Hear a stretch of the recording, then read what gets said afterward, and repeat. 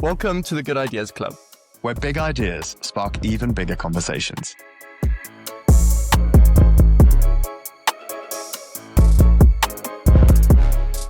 In this episode, we welcome on Phil Eyre and Karina Hodgson from Leaders, a consultancy seeking to develop leadership through data-driven insights and challenging conversations.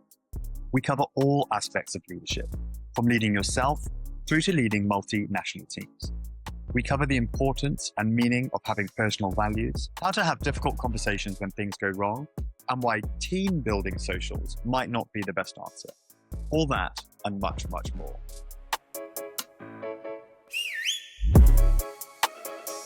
Welcome, Phil and Karina, to the Good Ideas Club. Thank you for your time today. I'm really looking forward to this conversation. And can you start by just introducing yourselves and Leaders, please? Okay, hi. Yeah, I'm Karina, and I'm a leadership director at Leaders. I've been working here for 4 years. And before that, I sort of forged my career in the third sector, leading charitable teams. Crafting. I don't know. I want to say finding my craft. Yeah. And that's where I found my love of leadership and all things leadership. Phil Eyre founded this little company with the vision and intent that every workplace in the world is a place where people flourish and thrive. So we all orientate our work towards leaders. Leaders are a significant factor in creating great workplaces. Amazing. And how long have you been running? Locking on in this format about 8 years now. Wow. Which feels like an age, Dan, but actually is quite young. And how have you seen leadership evolve over that time? I mean, from a personal point of view, leading yourselves, leading the business, teaching leadership to others, what sort of trends are you seeing? Definitely leading myself. The more that you try to tell others, the more you learn about yourself. And in fact, we love to practice what we preach. Sometimes we take our own medicine, quite frequently take our own medicine. So I personally definitely have learned and still learn how to live my values. It might be something we get into in a way that I didn't quite anticipate when starting this business. Yeah, and I think one of the things that I'm really conscious that all the things that we do and all of the sessions that facilitate just really, really speak to the things that I wish I knew earlier in my leadership journey. So that's I find really exciting. The things that are continually learning, we talk about, and we talk about self-awareness a lot with leaders. And we say that actually great leadership starts with knowing yourself and being comfortable with yourself. And a little bit like that, you have to hold a mirror up constantly. And self-awareness isn't one and done. I'm constantly discovering how I impact others, those that I communicate really well and really clearly with, and those that kind of look at me like I'm a bit, can you calm down a bit, Karina? Could you slow down a bit? And I'm, yes. So it's that constant self-awareness that you can never get complacent about. Yeah. It's a funny one because you can perfectly distill all this knowledge over the years, but just because you know not to be complacent doesn't mean you're not subject to it. So you've always got to stay on your toes and kind of be hyper vigilant. I mean, especially for you guys being leadership coaches, essentially. Yes, I think we're always conscious of our own weaknesses, which is no bad thing. And in the business of it, in a small little startup type environment as well, it's just quite a testing thing. I'm sure it is in any startup field, but the idea of trying things out, them not necessarily going your way, and then how do you handle the emotions that go with that in a sort of small L way is leadership, is self-leadership. So daily, I think, certainly frequently, we face those choices to choose optimism or choose misery. Take your choice. To choose to continue or choose to stop. Just this constant swirl of choices that all leaders face at any level. Walk us through the typical crash course of, you've got the next 5 minutes to try and distill what you've learned over the years, what the common mistakes are. Alex, I love your question. Right, yeah, we'll try one each and just keep going until we end. Right, so Karina, you can go first. Okay, so I think I'm going to start where Phil's just sort of left off there, and it is that sense of being able to know when to let go of something and not to take a mistake and kind of beat yourself with it for too long. It's a kind of accept, learn, and move on. It's okay. Generally, it's okay. A nice little pithy phrase, Alex, that I learned from a chap called Brad Stolberg, who would be a really great guest for you, should you manage to find him, is this. He says, stress plus rest equals growth. And it's that mixture of you put yourself under pressure and then you choose to rest and recover. And that's where we grow. In any setting, that works beautifully well. Okay, and thinking about communication, that's a big area that we talk about, and certainly for me. And the key, they were thinking about phrases, it's making the implicit explicit, because we often think that people communicate like us or think like us, and that we don't fully communicate our whole message. We just assume they get it, or that they have read the room, got the vibes, and we lose the value of that being explicit and being clear. And that actually makes people feel really safe and secure when you're being clear. Shortcuts to your friend. Yeah. Excellent leaders are morally courageous leaders. Moral courage consists of deciding with high conviction and implementing those choices with compassion. It's that conviction, compassion thing. Grateful to the British Army for some of that input. And Phil mentioned values at the very beginning, so we might talk about these, but there's knowing your own values, but there's also connecting those values and that purpose with the purpose of what you're doing, the organization you're in, the organization you're building, whatever that is, whatever you're surrounding, that purpose is core. Purpose is at the center. When we met a few years ago for the first time, we went for a coffee, and I remember you telling me about leaders and the data-driven side of the company, which I thought was really interesting, having studied leadership at Sandhurst in a very kind of practical way. There was an academic side, but ultimately it was about getting out and being in command of soldiers in a simulated environment. And we didn't do much data-driven analysis, and that's always been a fascinating element to leaders. I wonder if you could just explain, how that works in practical terms. Happily. So we use a couple of psychometric tools. Psychometrics are now quite well received, in fact, in most of the Western world. That is a change. When we started this knocking on 8-9 years ago, some of our clients were looking at us like, what is this thing called psychometrics? Whereas now they're out there. So we use two particular psychometric tools, one of which is unusual, Dan. So the unusual one helps us to identify any person and any team's habits of belief, practice and action in a number of ways. I'll just give you 4 quick headlines, but it looks at whether somebody is driven or apathetic, whether somebody takes good care or self-sabotages, both in fact, whether someone has a good risk radar or is reckless, and then whether someone can solve problems optimistically or get stuck in a doom loop of misery, right? And we use a behavioral science tool for that. And it's a very useful way to have what feels like an objective, and in fact is objective, conversation around some deeply personal things. Yeah. And how do you find the people that have that data about themselves? Because again, surely there's like a degree of individualism there in terms of I'm a data-driven person, not me per se, but if I'm a data-driven person, I'm going to look at the numbers more and maybe try and make decisions off that. And then you get some people who are just like, nah, the numbers don't mean anything to me, and therefore I'm not going to, I don't know, absorb it or change or try and change. Do you find that become, do you have different techniques for different people is probably a more concise way of saying what I'm trying to say.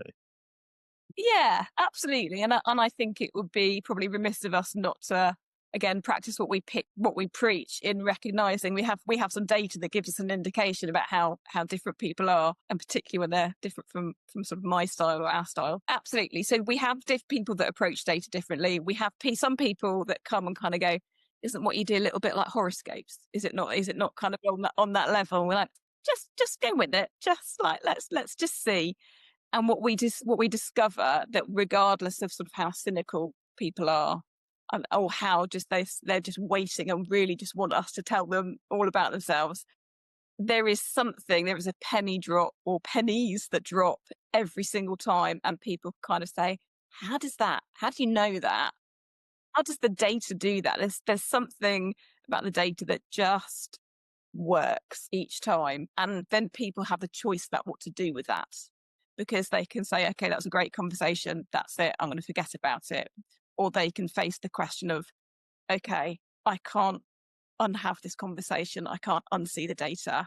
What am I going to do with that?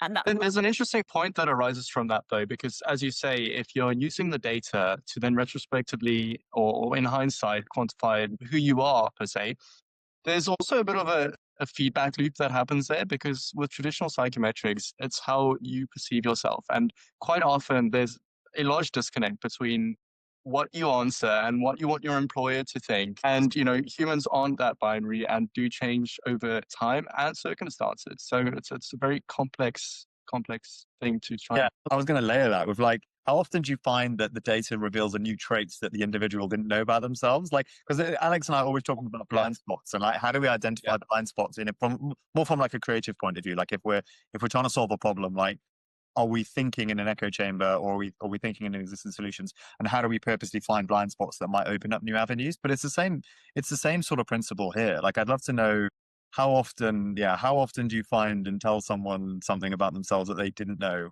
even though it may be plainly obvious to everyone else? It's really, I mean, more frequently than you might imagine. And in fact, both of you have each of you have some really interesting perspectives because Alex, you're absolutely right. The majority of psychometrics can be sort of second guessed, and I wouldn't quite say completely fudged, but you can get a flavor for where the questionnaire is taking you. And we do use, in fact, one of those, it's okay. The particular metric that we're alluding to is a little more complex than that. It's an unusual science. There's only, I'll say there's only now about 40 people globally that are accredited to use it without trying to overdo the tool of it. It's just impossible to second guess. I mean, there's questions about peanut butter. Well, what's that got to do with anything? But it really does give some difficult to predict insights. It does mean that people discover things that they didn't necessarily expect to, as well as, of course, it's from themselves, right? So the data is from within. They're not necessarily academic. In fact, they are quite academically tested questions, but they are from within people's experiences. So whether they are conscious of the skill, and the skill can be a healthy or unhealthy habit, or they're not quite as conscious as we hope they are of the skill, it's still coming from within. One of the things about leadership that I find fascinating is the kind of development of the people you're leading, right? And like, not everything's rosy and perfect. And a lot of leadership, and I think for me, what I learned about leadership in the military was it's about being able to tell people and give people honest feedback in order to develop them, but in order to collectively improve the likelihood of success of the thing you're trying to achieve, whether that's a mission or problem solving or whatever it may be. The team has to be functional. Like you said, it comes back to knowing yourself first and then how you lead within an organization. When you give someone a review, and like, what if the review highlights the fact that they were like an utterly toxic individual and leader? How do you then, as a leadership firm, give that honest feedback so that they can, I don't know, like either remove themselves from the equation and kind of realize I'm the one that's causing the problem here, or I'm going to need to radically change myself and my style in order to achieve the success of the thing we're trying to achieve? Like that must happen at points. It does, actually. A handful of times it does. Toxic's a very strong word. I'd go with narcissist, which probably amounts to the same. Some of the data we use will predict whether somebody is likely to possess narcissistic traits or not. And we've encountered a handful of them in our work. I will tell them they're coming across as a narcissist, and that's entirely up to them to then receive. And I'd say probably roughly half and half of cases, some have utterly rejected that feedback and politely closed the door, but it's a polite close. Others have heard it quite well, tried to test the hypothesis that I presented them with, and in fact discovered that they are behaving in a way that's not particularly helpful for their relationships, let alone their work. So the response to the feedback will vary depending on someone's willingness to try to be better or different. And is it ever validated against the other team? So in that case, let's say the psychometric test says that I'm a complete narcissist and I choose to challenge the data and challenge your methods. But then is there any cross-validation across the rest of the team? And actually that's now a safe space for them to say, well, do you know what? It's not entirely false. And actually a lot of it's true. And we're the ones who see and can feel that. Is that level of, cross-validation ever achieved?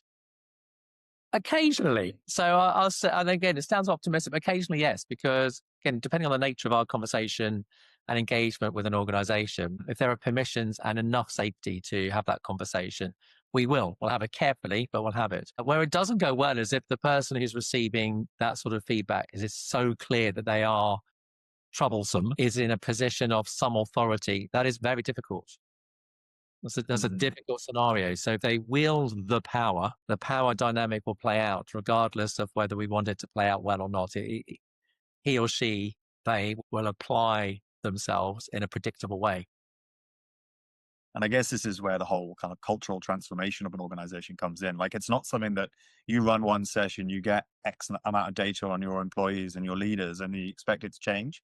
Like, it's got to be like the process itself should, in theory, kind of mitigate or kind of soften some of those toxic or kind of narcissistic traits that might be impacting the team. How long do you typically think it would take to transform or genuinely transform the culture of an organization? I would say it depends. I know that typically that there's often quoted to be 2 or 3 years to change the culture is something that sort of read quite frequently, but it does depend on who's driving the culture change and where it's driven from, because you need to have, I'm going to say, a leadership team, or those 6 senior people on board and ideally driving it. I know that there's some great stuff by Simon Sinek talking about you can have pockets of magic anywhere within an organization where you can create really great culture. But if you've got a larger organization and you want that bigger change, it has to be modeled, not just accepted and not just given lip service, but really modeled and lived out from the top for it to be accepted and believed. If it's been that bad, people need to believe that the people at the top want it to be better, so they need to show them. And I guess that comes to like leading by example and living yourself, right? Like it's such a, and I think leadership has to be authentic, right? Like it can't be, I think you can't have inauthentic false leadership. I guess that just becomes kind of a pseudo management layer, which I mean, it's a question for later on, but like, I'd love to know what your guys' definitions of like, how do you differentiate management and leadership? Because I feel quite strongly about those two different things. And I think they're very different, but yeah, no, it's fascinating. I think that authenticity piece comes into another question I had around beliefs and values, which you've mentioned a few times already. And like what Alex and I find when we do creative sessions with people or innovation sessions is that, like, I'm a big believer that leadership sets the conditions and environment for the teams to be creative and take risk and learn new things and try new methods. But if the top leadership don't embody that and genuinely do that themselves, and there is no psychological safety provided by the leadership, I think people, even though they're told to fail and be creative and try new things, they don't do it because it's not authentic. And I feel the same is very true and very similar for leadership. It absolutely is in any setting. Those who possess the power, which is associated with leadership, at least at this point in our conversation, how they are, how they act, how they behave, what they say, and how they then respond to problems will set the tone. What they reward, what they punish, what they tolerate, what they allow, all of that informs culture. And that will really influence strongly the psychological safety or the culture of an organization. So it's not the only thing that influences it, but the leader, the leadership, those who carry the weight will substantially influence. I'm a believer in the kind of notion that after enough time, you are always going to have leaders that are either going to become disjointed from what they are or complacent. And that ultimately, if you want to have a sustainable org design, you've got to systematize it. And then I suppose the question becomes, if that is the case, how do you hold leaders accountable? Because let's say you've just started a new org and you senior leadership team in this, after a while, you're going to have to keep yourself accountable because the people under you aren't necessarily going to feel like they are safe enough to do that. And, whilst everyone strives for psychological safety, the reality is sometimes, that's not how it is. So the question is, how can you best keep yourself accountable as a leader? Good question. I think there's a few things that, as always, there's a number of things. I think one is if you've got, depending on the structure, but actually having either a really good board that help to hold you to account, or actually having your own coach or mentor who is going to help you to work through some of those things and hold a mirror up from time to time. You can use, we know some leaders use things like tools like 360 feedback as well as a way to gain feedback, although that can be flawed depending again on the psychological safety. So recognize there's exceptions there, or caveats there, shall I say. But really, it could also be around putting yourself around, connecting yourself with other really good leaders and finding out, just even in conversation, what they're doing and how they're doing it, what the challenges are that they're facing. So that's a kind of quite a gentle way of connecting with good people to keep you on track. But ultimately, you're right, it's the leader's responsibility. They have to find a strategy or a tactic that works for them in order to hold themselves to account. And character is obviously really fundamental in that. It's like anything for anybody, particularly, it's the choice. So a good, excellent leader, a good, excellent person chooses consistently to try to grow, to develop until probably the day they pass away. There's a desire to try something, even if it's a little bit better. There's lots of different ways and tactics. Headlines, but good leaders are readers. So what are you reading? What are you taking on? Is it challenging you? Good leaders will definitely receive feedback and they'll filter it, but they'll definitely hear from others. A good leader will reflect frequently on their personal values, however they're defined. So if, for example, they're talking words like we care about integrity, they'll be doing things in their day-to-day normal lives that reflect that, or they'll challenge themselves. So, and that could be how they handle their expenses right through to the work they choose to take into their organization. There's that constant desire to try to test, to stretch, to keep it conscious. We've had some leaders that choose to have what they've called kind of reverse mentors. So actually spending time with people who are much younger in the organization than them, so that they can have a touch point about how they're coming across, but also actually where they're blocking innovation and things like that. So we've come across some quite innovative and creative ways that leaders use. And it's never just one thing, it's always a few.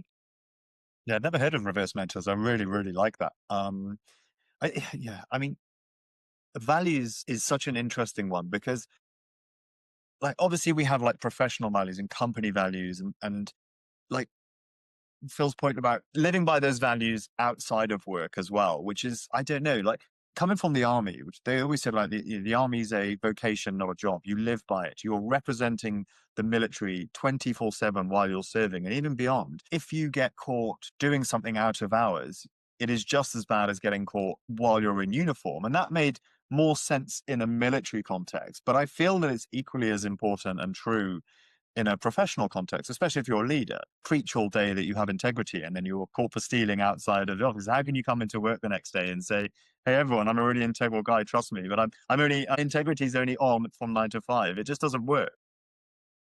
Spot on. So I enjoy corporate values. They're fine. They're words on walls. They can serve a purpose. But for us, in fact, those are distinctly secondary to an individual's genuine inner values, like what truly matters to you, whether you're at work or not at work, and whatever type of work you're doing. Now, for a senior level person, for a leader, those personal values will be what happens in the organization, regardless of what's on the walls. So if they care about family and you've got work hard on the walls, it just won't. It won't be. It'll be family values overtake. So, really excellent person lives their values because they care about the value. And to get right back to your point, Alex, they will put in practices to avoid, it's a strong word, but those values being corrupted through through boredom, laziness, sometimes success, sometimes fear, but our personal values get corrupted through short-term strains. And what have you found in terms of maintaining, I don't know, we've said it, it's obviously really important for individuals to understand and practice their values, but there needs to be a degree of organizational value, and especially when that organization may be split across different jurisdictions that might have their own subcultures within an organization, and trying to kind of represent an organizational level or kind of adhere to organization values when that's the problem to deal with, it is very difficult. Do you think, like, what size company does it start to diminish and lose that organizational value and kind of sense of family, I guess, within the organization? I mean, family is a very evocative word, and so I'm not the biggest fan of the word family for an organization. But there are some organizations in the world that have family as their very much watchword. They tend to be not necessarily legal. So you've got to be careful about cult and culture, and then size within an organization. In fact, allowing even regional differences to be expressed, we think is a good thing. So you can have an overarching set of corporate values. The army definitely has some. Dan, you've alluded to those that can apply to the many thousands of people that work within the army. And yet and still, there'll be divisional differences, nuanced. There'll be location differences, some nuances, and so it goes. And those are good, because if you're trying to apply almost like a model, a strict model, in fact, you're erring on the side of cult, which is really risky when it comes to words like integrity and allowing diversity and benefiting from other people's perspectives. Maybe not as strong as cult then, but like organizations that are fairly tribal, right? Like, is tribalism a good thing for leadership, or is it? Great question. Well, I think I'll start by speculating. I think it, again, depends. So if you have a highly competitive environment, some of the aspects that go with a bit of tribalism can be useful as you're trying to assert, grow, achieve, win, beat the competition as a unit, as a team, as an organization. I'd argue that sort of energy needs to be tribal in those settings rather than individualistic. Otherwise, the competition comes within. So there are some benefits sometimes. We can balance though, because as you say, like that could so easily veer over into department level or factions within the org, and then it becomes just toxic. Yeah, we use the euphemism silos a lot. That's not a new one. So when that tribal energy has become too inward focused rather than outward focused, you have silos. And you'll know from your own work, Alex, that there are more silos than there are team. Rather than teams working for the good of the whole, there's silos become more of a problem. Yeah, we see that all the time. It's like an absolute common theme. Like departments don't speak. They don't know what they're doing. They can't spot opportunities to collaborate and to be more efficient. And I guess, from a leadership point of view, understand the individuals within that team, understand what motivates them, what troubles they might be going through. I have on the troubles side, seen quite a lot recently, and it maybe links to the authenticity piece as well, about leaders being vulnerable. And I wonder, is that a trend that is more acceptable nowadays, or has it always been the case that more vulnerable leaders that may be unafraid to show weakness and will succeed? Like I'm thinking, right, I'm watching a series now on King Henry VIII, and I'm like, he would show no weakness, right? He'd go into another room, and it just wasn't accepted. And it was, maybe that was the type of leadership that was required at the time. And it's fascinating to me. If I feel like showing vulnerability is a good thing, but why is it that now that works and maybe historically it didn't? I'd slightly switch the word to self-secure rather than insecure. So secure people, secure leaders can be vulnerable in the way that we're using the language, because they can be open and honest without completely losing their identity and without it becoming a negative thing. Insecure leaders who are then vulnerable are actually quite dangerous, because they're throwing out their insecurities across other people and across their organization. So very, very, very keen to help leaders be self-secure, understand who they are, what they stand for, to stand with conviction on their beliefs and values. That will include a vision for their organization, for example, to not feel quickly threatened if they're criticized. Insecure people do that, and to not get defensive within a nanosecond. Insecure people do that. So if that's called vulnerability, then great. And that is an ancient, as long as days have been, valued trait. Yes, there are some exceptions. I think monarchs, maybe national, possibly political representatives have to play a particular game, maybe. But in the broadly observed experience, we prefer people who are authentic. And that does come with some vulnerability. I think the word still does evoke some anxiety in some leadership circles, that it still feels like a very uncomfortable and a non-workplace word to some, which is why I've needed to learn to be a little bit more careful with the word vulnerable. It does, particularly if you're working within a group, because that can immediately you can almost felt at times people kind of leaning back rather than leaning in.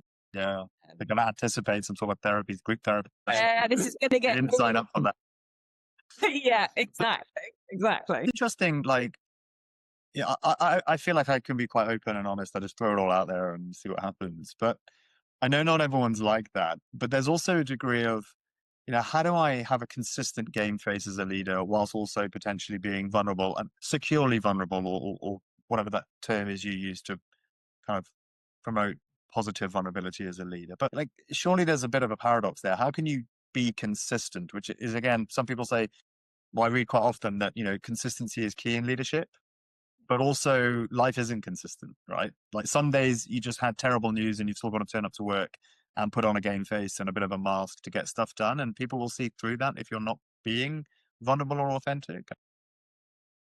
I think you can be, I think in being authentic, we started from the very beginning when we're talking about psychometrics, we are complex beings. We are really complex human beings. And that can be a really brilliant thing in this moment, because you can be authentic. You can actually be struggling and going through really difficult times as a leader, and you can still show up for your people and your business. And that doesn't mean to say you have to lie about what's going on or pretend, but it just means that actually your focus is with your people, is with what you need to do. And actually you take responsibility as a leader for looking after your kind of internal world. And sometimes that might mean stepping away from the workplace, but you don't, I think the authenticity is the key. That's what I'm trying to say, and that the complexity of authenticity is that you can be all of those things without being inconsistent if you also stick into your values. Yeah.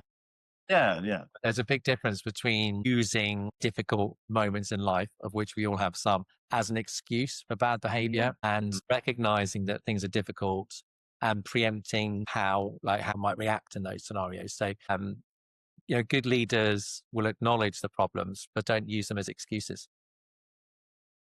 So I think there's a slight discrepancy there or rather reframing of, maybe it's about either tactical empathy or openness, and not necessarily vulnerable in the traditional sense where it's like you're opening yourself up to almost ask for help. Because I do think as a leader, and obviously this is my naive opinion, so I'd love to be rebutted on this, that you should largely try and mitigate being vulnerable in that sense of the word.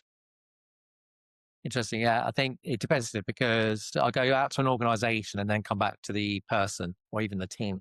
As an organization, you don't want to represent vulnerability all the time. That'll be a horrible problem. You do need to show some strength whilst being honest about things. But if you're constantly sending out press releases saying you've lost customers, you've got financial strains, nobody wants to work here anymore, blah, blah, blah, well, guess what's going to happen?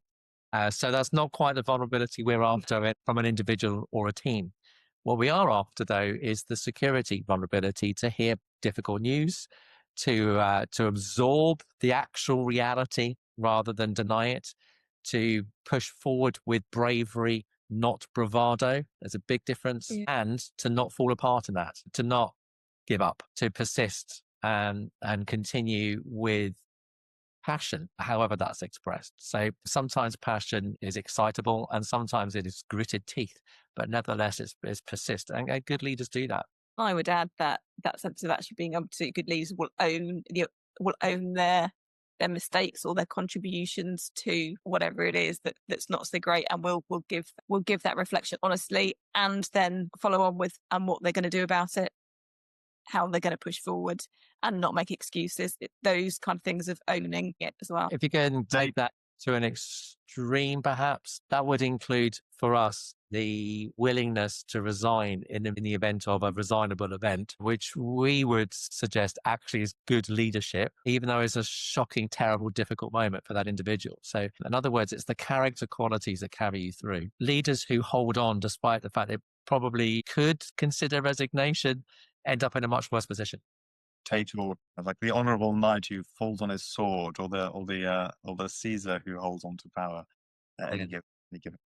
Hey, coming back to Karina's point about ownership, right? They talk about leaders kind of passing on the success or not taking accountability for the success of a team, but owning all the failure. What are your thoughts on that as a model? I think that, I don't know if I see it as those two extremes, but I kind of get that sense of, yes, I think good leaders do celebrate their team and elevate their team and give recognition, because I do believe that actually really good leaders that often have that sort of servant leadership model. They recognize that they are there to serve the organization, to elevate their team, and to champion their team to go further than they would be the ideal, if you like, in that sense. and definitely own the mistakes. Own the mistakes, yeah, and champion others with successes. I come around. Yes, I agree. There's this whole issue of leadership is obviously very dynamic based on the size of the org. And, when you reach a certain number, realistically, you're not going to be able to be that person for everyone. And also, there's the duality between the leaders are always the ones that are usually the best at their jobs, which means that they're best utilized doing their jobs. So I wonder if there's a model in which there's almost like a flexible, not agent per department, but someone who helps with like employee actualization or synergies. That's main job is literally to just, provide oils to the gas. Shouldn't that be HR though? Isn't that? Would you guys see that as an HR function? Really great question. I love these questions because we've been grappling with this for about a decade. It helps you to hear some years ago, I had a little moment where I was just trying to change the mnemonic CEO to Chief Engagement Officer on the basis that your chief executive really should be head of people and creating the conditions across the organization, not just trying to deliver outcomes that are financial or otherwise. So it's a sort of passing idea, but it articulates that the responsibility for people and culture sits with executive team, not just necessarily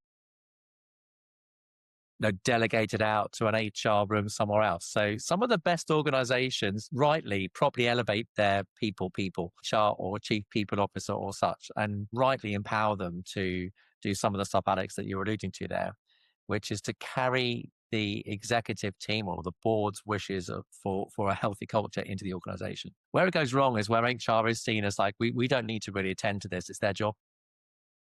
And that does happen, particularly at the manager level. It's not my job to sort out the people, that's theirs. I just attended an HR call and it was on AI, to be fair. And they were talking about AI bots and stuff like that. And I was just a casual observer. I had to leave early, but I threw into the chat just because I had to go. But I was like, it's interesting to me that no HR professional mentioned any form of human element to this.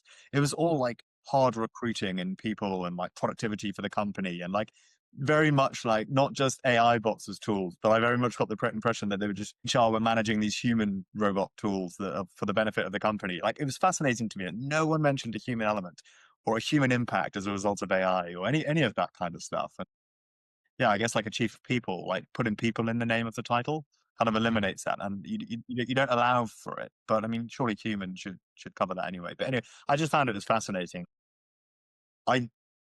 HR for me is like, I don't know, when I think of it in a corporate sense, it's like HR. I go to HR if there's complaints, or I go to HR for recruiting. I haven't worked in that many corporates, to be honest. I can't really talk about HR from a corporate point of view, but from a military point of view, HR was kind of wrapped up in personnel as the terminology. And the army did it pretty well, to be honest. I felt like there were support channels, multiple support channels, whether that was direct in your chain of command, whether that was through Italian padres or kind of, it wasn't, that sounds like it's got a religious slant, but it wasn't all religious. It was about support as well. They had welfare departments within the organizations that I guess would be kind of wrapped under HR in a corporate sense. And the bottom line was that there was always someone there to talk to if you needed to, and there was and it was resourced and it was taken seriously, which I thought was, and actually I had to leverage that actually when my father passed away, and I properly had to get absorbed by the HR system to sort out my personal circumstance. And I just remember being humbled by that level of support. And I hope there's organizations out there that have something similar. There are many in the the context of sort of good leadership. What we're delving into here is how HR, in fact, it does cover a multitude of different things. We encounter it differently in different places, but where HR is predominantly the operational side that helps to make good ideas happen. That's one thing. There's process, there's procedure, there's recruitment, there's handbooks and good stuff. Whereas subtly different would be like a people officer, chief, strongly influential person, preferably in the executive team. In fact, I think essentially in the executive team, who carries culture, and that is sharing vision and applying what the business believes are important values to the organization, and taking what might be a prescriptive policy, but applying it appropriately, perhaps differently and variously depending on scenarios that are arising. So there are differences in approach. But the fundamental point is your chief executive and others can't over delegate those things to HR. It sits right at the top. It's people. I guess it even says something about a company, even if it outsources HR entirely. By outsourcing it, you're almost entirely downplaying it. Well, it's interesting because I think, certainly for a smaller organization, if you're outsourcing policies, procedures, HR, within reason, I'd say go for your life. You can't outsource vision. You can't outsource moods, tone, culture. Those things can't be outsourced. I'm not sure I've met anybody who wants to. That the kind of main thing is that you need to provide employees the platform to do things. Like it cannot be okay, we're doing X amount of offsites, we're doing it quarterly, and you systematize that, because I think that's also where the beauty of it's lost. In terms of in a cultural setting? Yeah, because I mean, or maybe it's just that I haven't worked in a company that's quite cracked that system yet, but it feels like the moment that HR and employee well-being starts feeling systematic and not serendipitous or authentic is when it gets completely lost. Yeah. Yes. I mean, yes, I think there's some good research that would show that Fruit Fridays and Yoga Tuesdays are okay. You know, they don't really add a great deal of value to employee engagement and well-being. But what really does is the relationship with your manager is fundamental to somebody's enjoyment and engagement at work. So if your manager at any level is a decent human being, then you're going to enjoy your work and bring your best. That's research. Gallup do this very well. What are the on that? What are the kind of worst leadership box ticking practices you see in organizations, like the kind of forced yoga that Alex has got an example there about a copy machine to solve a deeper problem? Yeah, well, what are you seeing? Various things. So when you're talking about tick box, you're actually tick box can be as simple as I don't know, pizza Fridays, or actually people worked really late one night, but it's okay. Or, you know, we gave them supper, something like that. Those tick box things of like excusing those things. Whenever like food, I'm going to say food in particular, because that comes up a lot. Food is not a demonstration of true value of your people. It might be a nice thing to have together or whatever, but that's not a way to kind of value, obviously, to value your people. But I've seen tick box stuff done, even with sort of like staff rewards or staff employee awards. I couldn't find the word, sorry. Those kind of things as well. Some people love them, and actually some people it's just cringe. So there's what person thinks is a great idea does feel like a tick box, and like, oh my word, this is the worst thing possible. Who do they think I am? Kind of thing. So there's the two things. There's actually tick box, and then there's actually matching it with the people, because one person's tick box is another person's joy, and you need to find that out and balance it. There's a scenario I have in mind where my heart sank when I encountered it fairly recently, and that was through an employee engagement survey. So far, so good. I'm happy with those so far. But the team lead was directing their people to answer in a particular way because they didn't want to look bad in front of their peers. It makes an absolute mockery of the whole process. So, and in fact, people were answering, essentially they're inflating their responses out of fear of punishment from team lead, which of itself was a problem that would have been masked by the survey. So that's straight up corruption. Straight out corruption, that absolutely, yeah. I know we corrupt. Like dwell off, but it's normally fear, protecting my zone. Business is going through change. There's opportunity and threat within that. So is this being done to identify who's going to stay and go? In which case, I want my bit to look good, and you end up very worse result. But I think employee surveys that are gained are pretty poor. Let's drill into the food and drink. I assume drinks covered in the food bit. What are your thoughts on like then team socials and like going for a beer after work and getting to know each other on a more human level? Like the food or the drink isn't the thing itself. It's just a unifying factor. The fact that human beings love to socialize and break bread together. Is that not a powerful leadership development tool for leaders and team building? Yes, Yes, and I'm going to say, and it depends. So absolutely, and actually, I've just been doing some prep work or some follow up work with a team that actually one of the things that was really important to them were the socials, and they were literally put socials brackets like bonding. It was absolutely fundamental, and the leadership of that particular organisation are really intentional about that. They recognise the value within the team, and yet there are some people for whom they've got outside work commitments, but family commitments and things like that. And so the outside work socials can be quite divisive, sounds like too strong a word, but not inclusive. Yeah, I know what you mean. So again, there's a finesse here. It's not binary. So yes, it definitely can be great. It can be very, very positive. And yet a leader also needs to notice, actually, what are we missing? Who's not here? And why isn't that? And what else can we do to catch those people?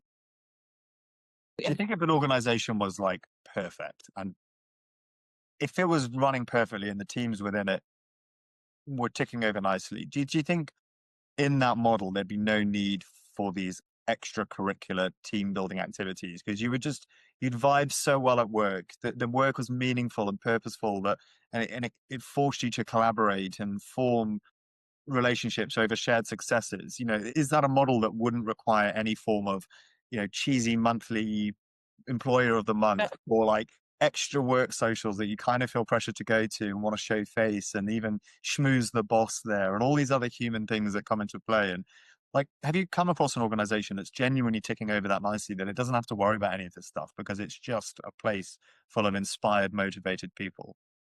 Teams, yes. Whole organization, no, if I'm honest. There are teams that do this very well. And what you're alluding to, Dan, is important. And that is a phrase I'll use that was coined by a good friend who'd also actually be quite good on this podcast, a guy called Matt Bird. And his pithy phrase is this: relationships are the true currency of business, not money. And there's something about that, right? And that is whether you're eating or swimming or yogaing together, it's that soft space, it's called human space together, which is actually really valuable. In a world that's becoming increasingly efficient, that space is becoming squeezed out. So we challenge that through food often. So in your ideal scenario, yes, people are relating naturally, and that will include some food, that will include soft time, it will include a chat, it will include a cry, it will include celebrating successes, it will include going for a run together, all of those good human things that we like to do.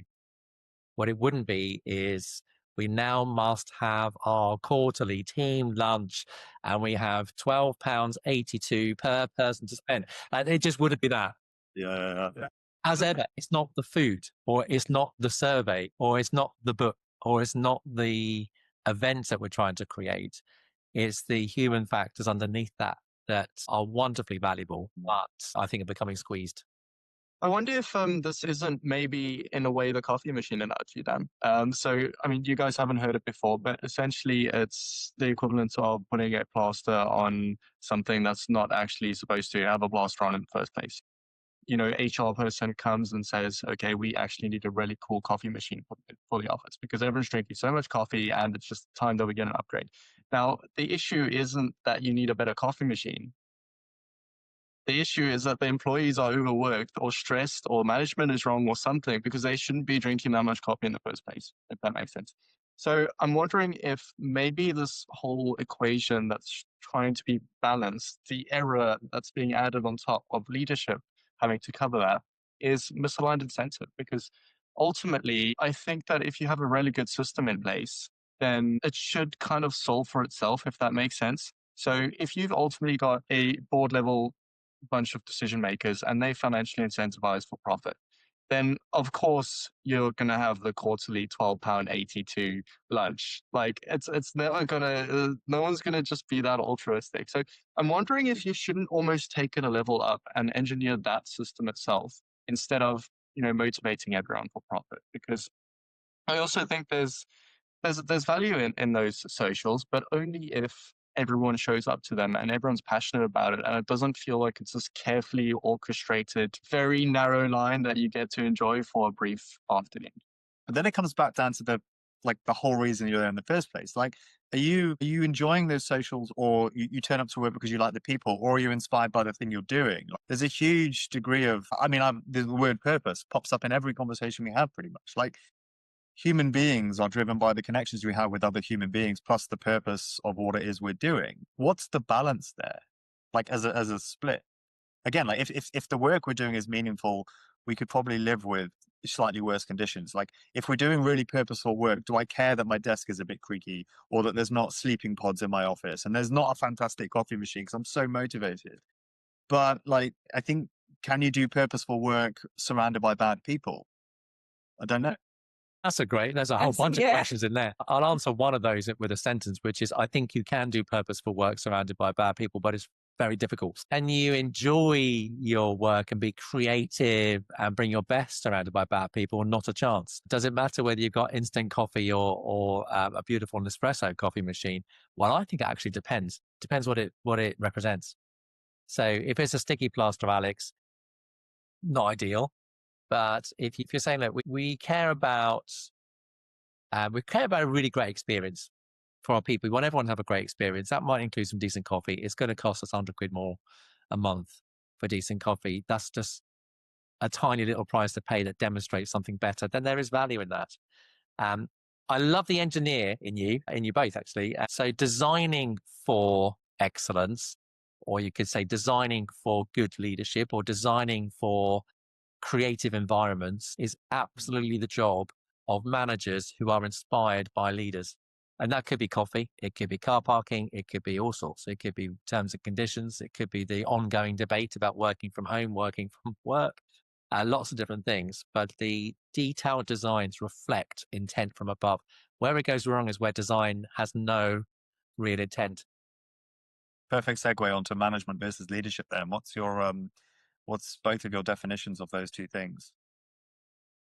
So I'd see management as more of the day-to-day operational, but actually looking at not use the word managing resources and tasks and hitting targets. And I would see that leadership piece is the vision, the values, the purpose, the steering of that ship, if you like. And I've said about servant leadership before, and making sure that's in the service of those in the organisation, and that you are providing the equipping that the managers need to manage the tasks, and that would be mine. I'll go to some binary statements and then we'll get real. So binary statements, leaders dream, managers do. Leaders think and explore, managers make that stuff happen. Leaders inspire and envision, managers execute and deliver. Extremes. The reality is that they blur all the way through. I mean, honestly, every organization we work in, whether it's a small startup through to the largest corporate, executive team, board, they are doing stuff, and some managers actually are driving vision. So there's a real mix. And can you have one without the other? Can you be a fantastic leader without being, or with being, a bad manager, and vice versa? I'm going to say yes. Again, in pure theory, I would say yes. You can be a brilliant visionary and terrible at execution. I think it'd be brilliant execution without the need for dreams, visions, and future aims. So the combinations are strong. But most good leaders, most excellent leaders do carry a bit of both. I think sometimes there's some leaders, particularly if they have gone through a succession plan in the same organization, I think sometimes those leaders managing that transition then from manager to leader can be really hard. And I think that's one thing that organizations that invest time and resources in helping that leader make the transition more successful, not just expecting someone who's a really great manager to automatically be a really great leader. That's not true. Yeah, you must be able to see my notepad here, because I was trying to find a segue onto leadership and training and practicing. Like, I feel that because companies are so rushed in business as usual and day to day, the learning and development required to become a leader and practice in a safe environment almost is non-existent.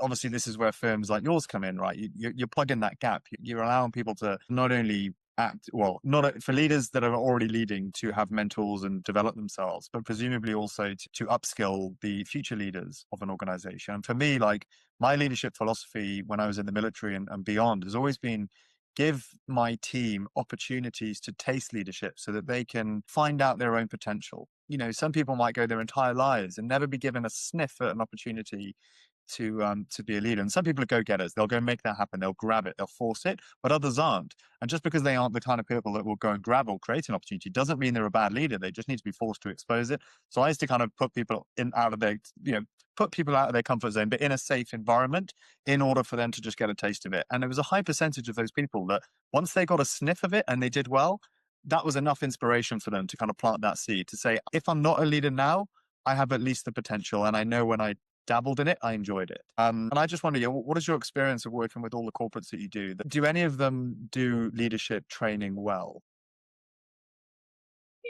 Yeah. I think there's a growing, from what I see, in my opinion, there's a growing recognition of exactly sort of what I've described in some organizations. They recognize that successful transition needs investment of time and training and money. And some do in-house sort of training. Others put their people on external courses. Some get coaches in. Sometimes we're involved.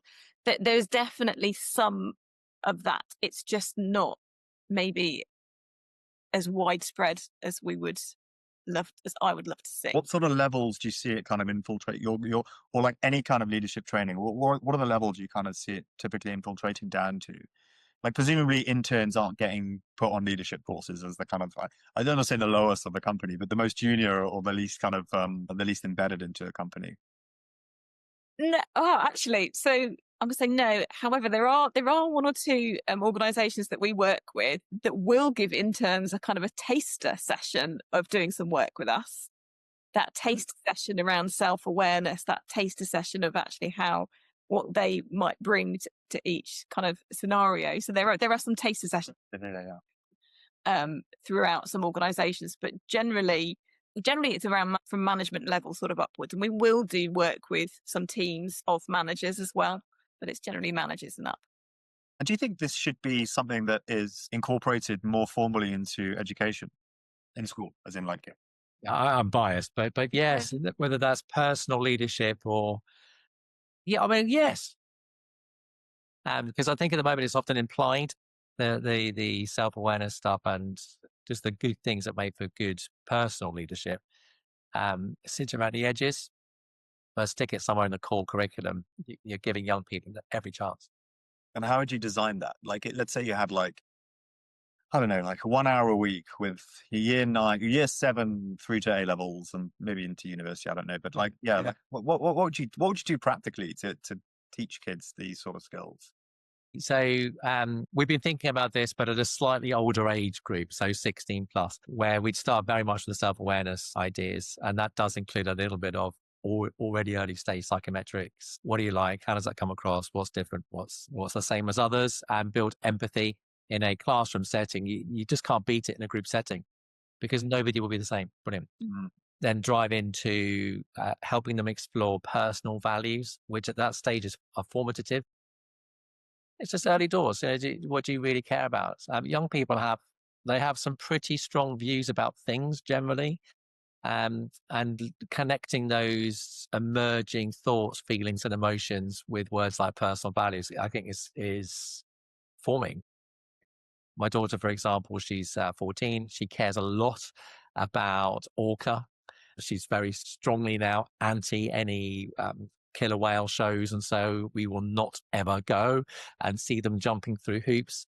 She loves the idea of their freedom, and we're just exploring what that means for our values. Just casually, for the moments that she does care to talk to me about it. How do you feel about Free Willy? Because obviously that's being what she's trying to, but then in its creation, it was real, right? Like, yeah, well, she's 14, so like she doesn't play roles of the Ancient of Days films. That's a whole other story. But the concept of they should be out there doing their thing. And so, what sort of value is that? And I think young people can be encouraged to explore these sorts of things. You care about justice, or clearly you care about money, if that's a thing. And what does that mean about provision and opportunity and so on. So I think young people have that if you harness some of that, as in focus their thoughts young, gives them every chance not to need our work later. The same way that we bring it, it'll be more finesse, nuance rather than fundamental. I've got this theory that, I feel like over the last few decades, average people go into the gym just for the sake of being more physically aware of their health and wanting to stay on top of that. I feel that shift is happening from a mental well-being point of view, which captures all these sort of things. It's essentially self-awareness and self-reflection and the ability to I like the idea that, having a gym membership is akin to having some sort of mental well-being club membership in the future, where all these sort of things are just not seen as anything near kind of reactive therapy. They're just normal. Like, you don't go, like, it's the difference between just going to the gym and doing rehabilitation, right, after an exercise. I feel that this is just going to become more normal in the future, which is hugely positive. I'd slightly rebut on that, or rather just question. Fundamentally, I mean, the issue here is lack of self-awareness more often than bad leadership. I feel. So then, based on that, in our generation and under, like, as you get to the younger generations, you've got more access to hyperstimulation, short form content, and just things to fill your mental scape up with. So naturally, you'd think there's almost an inverse relationship with self-awareness there. But I don't know, what are the trends that you guys are seeing? So to follow that thread, Alex, I'd say that people's willingness to think deeply is being challenged. That is a trend. And I'm trying so hard not to be the 51-year-old person that I am here. But I'd love people to read a book from start to finish without just blinking the book, or to maybe watch not even a long sort of podcast, even not at 1.25 speed, but just actually watch it, hear it, and to listen. So our ability to digest deeply is really under pressure. That's not just content, it's speed. And that is a problem, because good leaders they'll think and they'll ponder and they'll reflect and let things digest and emerge rather than rush. Yeah.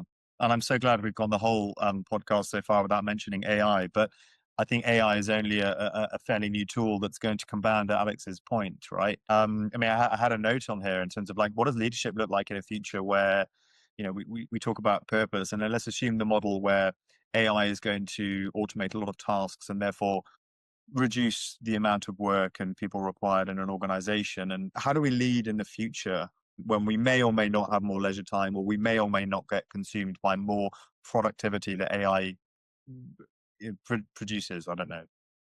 I love it. Did you ever watch Tomorrow's World? It was probably before your time. It's like a British futuristic kids program. They're predicting, they had all these like new emerging technologies, like a fax machine and stuff. And they just predict leisure time. And I'm not sure we've ever had it. Fallacy. It's an absolute fallacy. So maybe I hope in some ways AI, any technology, does allow us to be even more human than we are currently, as in let's be even more creative and give ourselves even more chance to explore the world. My sort of slightly tragic gut instincts are that we won't do that as human beings. But that's a slight aside. AI is changing the world, not against that. I think there's some pretty dull things that people are grinding their way through that will just end. Like factories have changed radically, so will some knowledge work. So far, so good. The problem will become the speed at which things are chosen, where the overarching question, just because I can doesn't mean I should, will be forgotten. And that is what leaders will bring. Just because we can do this doesn't mean we should do this. Just because we can shave off X margin from our costs by forcing our suppliers to deliver their eggs to us for 1p less doesn't mean we should. Because we're putting them under enormous pressure, and so it goes. So AI will remove some of that if we're not careful. It was on the same HR call that I mentioned earlier. They were talking about the fact that humans in the loop, they weren't talking about numbers and cuts and things like that. Like, humans in the loop will now all have the ability to be a manager, even if it's just managing a suite of AI bots. That jarred with me somehow, in terms of, like, that's like, the leadership and management crossover comes from dealing with human beings and the experience of motivating a team, inspiring a team, achieving something collectively. And I just wonder in this world, if our places as human beings is to just manage a suite of AI bots, AI staff, whatever you want to call them, how does that impact us as human beings connecting with each other? I don't know, like so much of our personalities and our experiences are formed by spending large amounts of time working with other human beings and then in theory going home and spending time with your family. Like those two blocks of human interactions I think shape us quite a lot, and if one of those blocks is entirely replaced by, say, managing and dealing with just computers, I don't feel like that's like healthy. I don't know. I would share that, and I would also add it. I'm not sure how, as from a human perspective, we've talked about purpose a lot, but how does that fulfill a human purpose? And actually, when you're describing that managing bots, I'm thinking like not more a technician. That's what I thought. Yeah. Rather than a manager. But I think we are in real trouble as humanity, if we lose those human connections and those human connections. That's the biggest danger from my perspective. But I'm not sure that we will fully. There will be some that will embrace the. To be honest, like you mentioned the sci-fi show, but they've always been like eerily accurate. And you mentioned ethical fading earlier, and the exact same thing is here, because our reference point now, again, my generation and the ones to come, and your guys' generation is completely different. Now all we know is like you don't need social interaction, you don't need to speak to people. So why would you not just do it via your AI chatbots? Or maybe, oddly enough, there'd be a generation that would prefer that because it's uncomfortable and unpredictable having to deal with humans. And there's also the thing of you've got all this extra efficiency, but it's analogous to someone handing you a pair of running shoes. But no one's talking about the fact that they're just expecting you to run faster. It's not like we're going to the beach at 4 p.m. now because of this. So I've got a personal question for you, though, right, on this. So, sorry, I'm catching you off guard a bit here. Because Alex and I, when we first met, Alex confessed that he hates picking up the phone to strangers. But ironically, it was his idea to create a podcast where, by definition, we're putting ourselves in front of a camera and having long-form conversations. I just wonder, Alex, has your fear of cold calling people been diminished as a result of doing podcasts? And therefore, it's to Phil's point earlier where, like, we just need to do it more, right? We need to not play the podcast on 1.25 speed. We just need to force ourselves in this zone and have conversations. Has it changed for you? Yeah, I mean, I'm also biased here because Dan was my boss at my old work, and through exposure therapy, I suppose it kind of just becomes normal, right? So I remember dreading. We had to get a coffee machine supplier for the office, and like I couldn't get my call them. But yeah, I mean, you do it once or twice, and then the next step and the next horizon. So I mean, from the optimist side, hopefully it's that easy to habituate and reverse and just enjoy life again. I think there's a lady called Margaret Heffernan that you may have read or come across, who I think is brilliant on this whole subject. One of her primary careers was in Silicon Valley, but she's written a book called Uncharted, amongst others. And she describes one of the things that makes us truly human is our adventurous spirit and, in fact, ability to handle chop and change.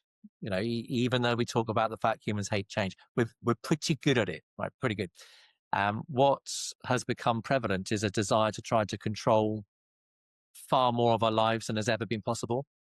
So, in fact, you can't predict really much beyond a year. Who knows what's going to happen? But we're trying to predict our whole lives. And that's where I think we're going to get into trouble. So AI has a place to play. I quite enjoy some of it. It certainly helps me here and there. But if we lose our adventurous spirit, if we lose our willingness to be a little bit out of control, and I mean that in a positive way, to explore, to try to be a little bit stressed for a bit and to try new ways, then we are absolutely in trouble. If we're just led by essentially a machined approach to what we've only ever known historically, we're going to struggle. That's an interesting point, though, because as you say, we are built for not agents, or actually agency too, but that thirst for diversity and not being domesticated in a sense. But why is it in that case that we allow ourselves to conform and become exactly what we don't want to be? Love it. We're lazy. Yeah. In short, okay, I'll change the word to efficient, but we're pretty lazy. If you're telling me I can order a Big Mac and fries through an app and not get out of the house, I'm going to do it, right? Someone come to me, lazy. If you're going to tell me that I liked that program, so here's one you might also like, well, fine, I'll watch it. And essentially the biases then just become confirmed rather than take half an hour out wondering what I might want to read or watch. So fundamentally, we are efficient. And that creates a little bit of followership that isn't always helpful. Yeah. There's a little phrase that I'm going to misquote this horribly, but I read fairly recently Marcus Aurelius's Meditations, and he talks in there about this. There's a really nice quote about, like, does the bee wake up in the morning and not decide to pollinate? Like, this weird kind of human laziness seems to be a trait in the sense of, like, well, like, what is our core purpose? And like, nature just wakes up and does its thing. Like, you don't see a bee sleeping in because it just can't be asked to go and do its work. Why have humans become lazy? Like, I wonder, is laziness some sort of trait that's evolved over the years? Like, did the cavemen just not bother to go and hunt food because they didn't have that option because they needed it, right? Laziness is a really interesting thing that I think is worth exploring more.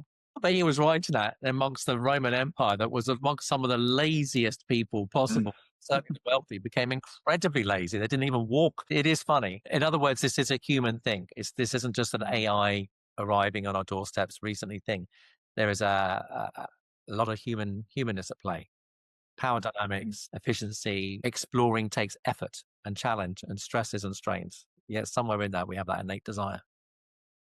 Wonder if it's not that we're slightly almost conflating it, because maybe we never liked going out of the cave.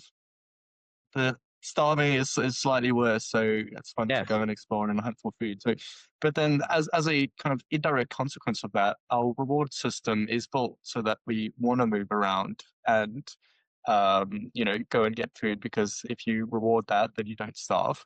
So if we've almost short circuited that whole system from like a bro science point of view, because now everything's too easy. So the natural kind of biological incentive for things is just completely sidestepped. Fascinating. I'm going to take you right back to data, because in the data that we use, we'll look at productive habits or productive traits. And those tend to be, if I said, medium long-term habits, a little bit like you're alluding to down with the bee out of Marcus Aurelius's work. And the counterproductive stuff is nearly always short-term, get a short-term reward to try to cover up a longer-term problem. So, for example, the data we use would highlight if someone is likely to be smoking or similar. And we all know smoking is unhealthy, yet many millions of people still smoke. It's like a short-term seduction or short-term gain to overcome a deeper underlying problem or a deeper underlying issue. So what AI and modern tech and speed has the propensity to do is to, in fact, accelerate the negatives, because we're just so short-term seduced. And then if we expand that into a leadership setting, businesses not that long ago weren't expected to produce accounts every 5 days, but now some are. Every 5 days. Nora, I thought quarterly was bad enough. So this speed of expectation and speed of response sort of lends itself to more counterproductive or, in fact, unhealthy habits. I've seen some new tech immersion that's trying to hack that and force the content into our system to thinking more, so that we can engage with it in a more meaningful, authentic way. I don't quite know the mechanism behind how it's going to do that. Presumably some sort of delay mechanism. Do you do much work there on the kind of neuroscience piece, or the neurology piece, where you're analyzing behavior that could be system 1 or system 2 thinking from Thinking Fast and Slow and Daniel Kahneman? Aware, interested, apply, but not deeply. The fast, slow thing is important. I like Daniel Kahneman on this, but daily, throughout the day, as we're working with teams or individuals with a piece of paper, usually, in fact, a bit old school sometimes, but we have a set of numbers on a page, we will see essentially slow and fast thinking expressed in a data piece. Because in a military context, there was a simple phrase that, go and take the condor moment.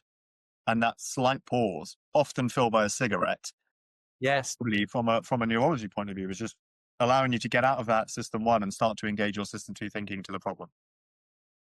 We call it thinking time, or euphemistically Hilton time, for a reason I won't bore you with, but just getting out and about, go for a walk, There's one chief that we spoke with who was so immersed in their system 1 that he was very close to buying a second office for essentially system 2 thinking. In other words, we need to design for system 2. It won't just happen by magic. But they'd like drop a problem into system 1 and then force people to walk to system 2 office. That was the plan. That'd be really cool. Didn't need that in the end. Commanding officer, people were like, I can never find him. And he spent most of his time on a little fishing lake inside the camp, trout fishing. And I was a fisherman as well. So we got on like a house on fire. And I said, like, sir, how are you able to do all this? And he's like, because I genuinely solve my work problems here. If I'm in the office, I'm bombarded, I'm absorbed, I make quick decisions, I don't understand what's going on. Here I can prioritize, I can solve, I can deep think, and I get more work done at the lake than I do in the office. And I love that. And it was just an excuse for me to fish more as well. Good. I love that. We challenge some of our leader clients to build in like literally the phrase time to think. If they have a job spec, right at the top of it, you're here to think. It's your first priority. That's what you're here for. So where do you think? How are you thinking? Where's that going? And if it's trout fishing, not heard that one yet, but brilliant. But this is why, like, there's a euphemism. It's euphemism, which is a truism. We have our best ideas in the shower for this reason. There's no kids around. There's no phone in your hand, although that's becoming a thing. And there's hopefully nobody from the office in your shower. I'll leave that to your imagination. So in other words, we're on system 2 thinking in some ways. We had one of our innovators breakfast. I can't remember if this was when you were on, Karina, where I raised it. It was the psychology of curiosity and creativity. And for me, water is just an inspiration. Whether I'm on the water, in the water, near the water, I have some of my best ideas in that. And apparently there's some sort of phenomenal theory where it's, I'll dig it out after this, but apparently there's a scientific reason for that. I actually think maybe it's because we were born in our mother's womb surrounded by water and we come right back. There must be some sort of deep-rooted memory to that of an easier time when we had zero problems and knowledge about the world, but we were just growing. Anyway, getting deep now. I think that's a fantastic time to wrap up the podcast. And in true fashion on the Good Ideas Club, we end with the closing question that is provided by our previous guest. And in your case, it's quite a good one. What is the most creative thing you've ever done? And what is the most creative thing you want to do in the future? And that obviously applies to both of you. Okay. I want to go first because then Karina's going to have to think. Most creative thing I've ever done, certainly recently, is to contribute to our book. So we wrote a book, but that's quite a creative exercise, a bit of a head stress one. But that felt quite creative. It pulled some of that. And what was the second part of the question, Dan? And what's the most creative thing you want to do in the future? Fantastic. Well, for me, it's business still, again, with no apology, and that is to build this business out with a whole variety of partners starting across the UK to take what we're doing in quite a local context very, very well into more of a national space. Karina, now, system 2, you've had no excuse now. This is... Hey, he got in there early with the book today. I think probably I would go back to, because this was around systems. So as far as that, the biggest piece of creative activity was probably in my previous career working with young people, and particularly around homelessness and drug and alcohol issues and the complexities there, and being able to create bespoke, I'm not going to say solutions because it wasn't always the solution, but bespoke support and assistance, designing those things with young people as well. So getting sort of input from young people, input from staff, and that creative collaboration of people with lived experience. That was a real challenge because of the complexity of it, but it was also one of the most satisfying things. And it wasn't like you had to do it with one and done. There was a constant kind of tweaking because humans, right? It's all human complexity. And actually was able to also support other services in the UK in the same organisation. So that was on a sort of the biggest scale for me. They're sort of quite strategic, but also down in the detail. It covered all aspects. What would I like? What would I like to do? What do you want to do that's creative in the future? This is big. This is really big. I would really love to see our work develop to even more to put, I'm going to say, to create just the best culture in Guernsey. Somebody used the phrase with me a few weeks ago about actually, can you imagine that Guernsey could be a blue zone? That kind of like one of the best, and actually, what would your contribution to that be? Was the question that he left me with. So that's a live idea that is processing in my head right now. You got to think big, and I love what Guernsey's doing at the moment in terms of trying to enhance its innovation culture and future-proof itself, and potentially just be a sandbox for new ideas. And I think there's some incredible people there, yourselves included, that are all contributing towards all the strands that are required to make this happen, right? And I think that's why we wanted to chat to you so much, because there's so much crossover with what you're doing at Leaders and what we're doing at INSO from a creative point of view, because leadership is a core strand, as I've mentioned before, for enabling innovation and creativity within the teams and organizations. And I think it's such an important thing to do. And not only from a business productivity point of view, from a human being point of view, like assuming the AI model either gives us more time to be leisurely, or that we are going to put on the running shoes and just run harder. Either way, I think what we should be doing should be more purposeful, more meaningful, and something that we enjoy and something that we believe adds value, as opposed to just doing mundane robotic tasks. Thank you so much for the conversation. Yeah, incredible. I really, really enjoyed that. It's amazing. Likewise. See, you can't do this through AI, I don't think. No, for sure. Pretty cool. Thank you. Thanks to you both. Awesome. All right. See you later. Yeah. Bye.